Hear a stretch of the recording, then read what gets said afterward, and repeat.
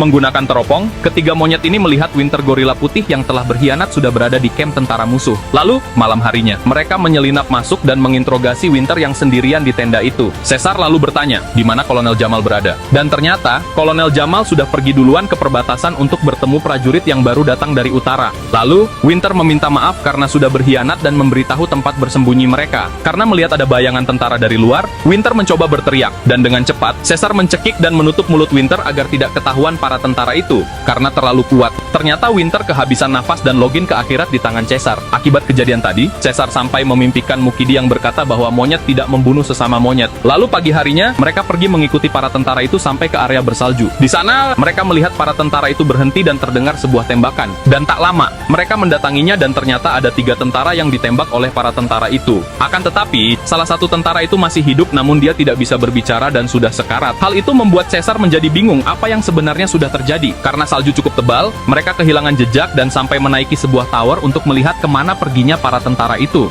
Namun sialnya, di bawah mereka ada orang yang mengambil senjata mereka dan membawa pergi kuda mereka. Dengan cepat para monyet mengejar pencuri itu dan terlihat pencuri itu telah menghilang dan hanya ada kudanya saja di depan rumah itu. Mereka pun mencarinya ke dalam rumah itu, lalu dari dalam pengapian itu pencuri itu melemparkan senjata yang dia curi dan keluar dari tempat persembunyiannya. Ternyata pencuri itu juga seekor monyet. Monyet pencuri itu berasal dari kebun binatang yang bertahan hidup sendirian yang bernama Bed Apes. Karena Bed Apes mengetahui kemana perginya para tentara itu, akhirnya mereka pergi dari sana. Dan setelah sampai di perbatasan, mereka mengintai para tentara itu. Saat Caesar dan Luka mencoba mendekat, tiba-tiba mereka diserang oleh beberapa tentara. Terlihat mereka berhasil menjatuhkan tentara itu, tapi Luka yang mencoba melindungi Caesar terkena sebuah tusukan. Dalam keadaan sekarat, Luka berkata bahwa dia tidak menyesal dan dia bangga bisa melindungi Caesar. Melihat Luka sudah login ke akhirat, dengan sangat marah Caesar berkata bahwa mereka semua harus membayarnya. Mendengar perkataan itu, Maurice merasa bahwa Caesar semakin mirip dengan Mukidi. Dan dengan membawa sebuah shotgun, Caesar berjalan mendekati camp tentara itu.